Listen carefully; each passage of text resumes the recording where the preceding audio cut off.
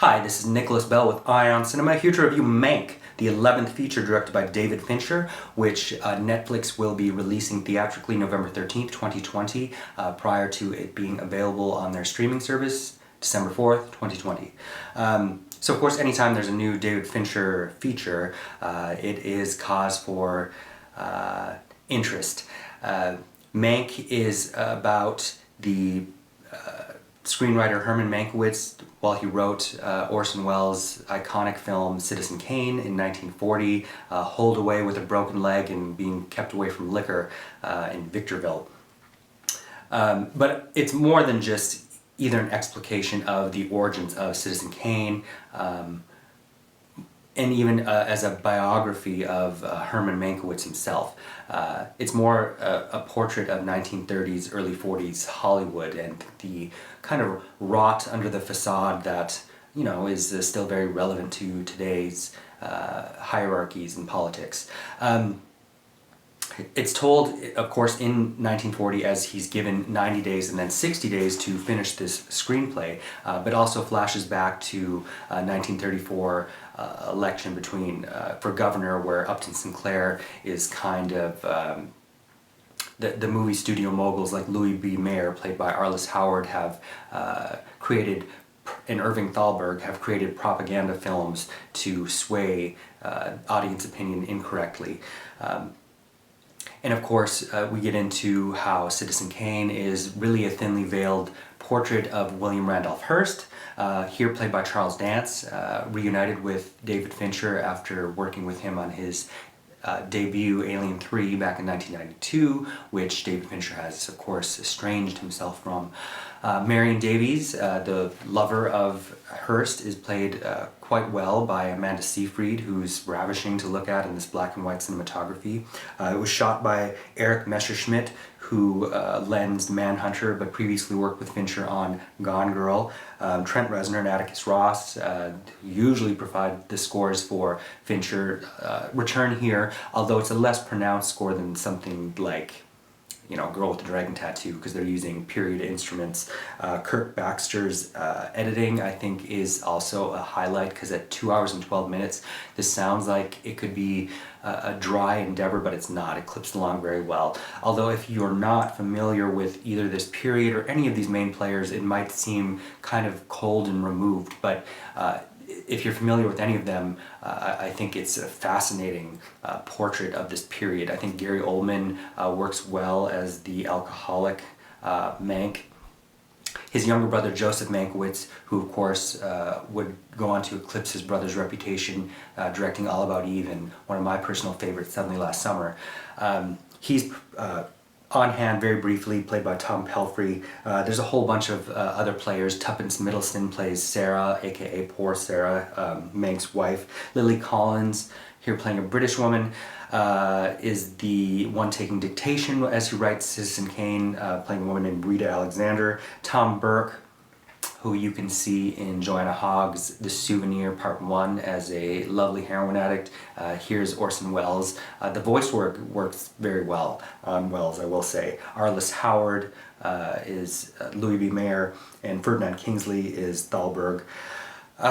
If you don't know anything about Herman Mankiewicz, you might not end up knowing anything more than that he was an alcoholic that at the height of his career also kind of put the nail in his professional coffin, as you will.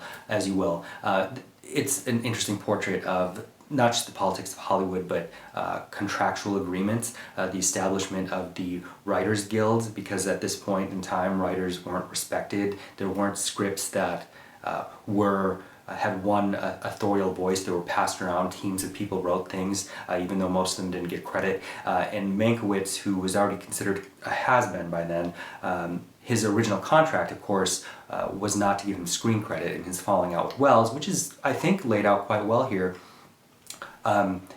He wanted screen credit, and the fact that they both won an Oscar, the only Oscar this film won, they shared for screenwriting, of course, is one of the interesting lies about the film. Fincher's own screenplay for Mank is based on an older work by his father, who has passed away, Jack Fincher, and I think it's just a loving homage to not just Hollywood, but his father. Of course, there are many reports about, and as Fincher is notorious for, doing hundreds of takes sometimes, but none of that is really evident. That tension and anxiety isn't evident, and I think what does come through is the anxiety of the scene, such as Gary Oldman drunkenly crashing a party at Hearst Castle that I think is very well executed.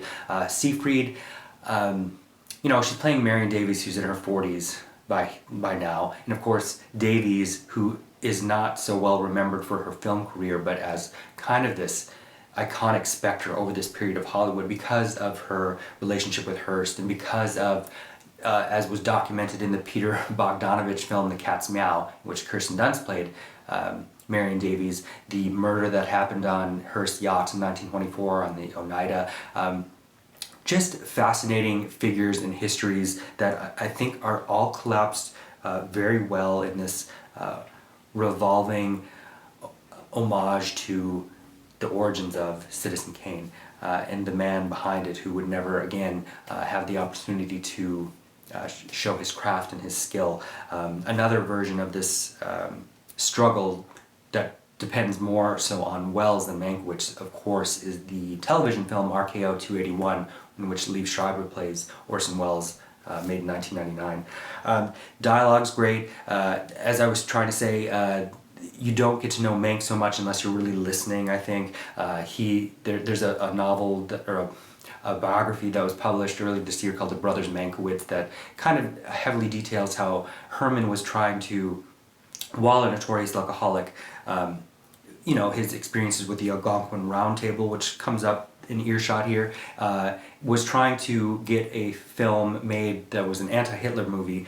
that none of the studios would get made, but it did earn him quite a bit of respect. And I think where his integrity comes across here is how he's grappling with witnessing how movie moguls are trying to finesse the politics, as in the Upton Sinclair governor candidacy that goes awry. Overall, I would give this film 3.5 out of 5 stars. Thank you. Hey, this is Eric from IONCINEMA.com. If you want to support us, subscribe below. For more reviews, interviews, film festival coverage from Sundance, Cannes, Toronto, you want to check out these guys on this side.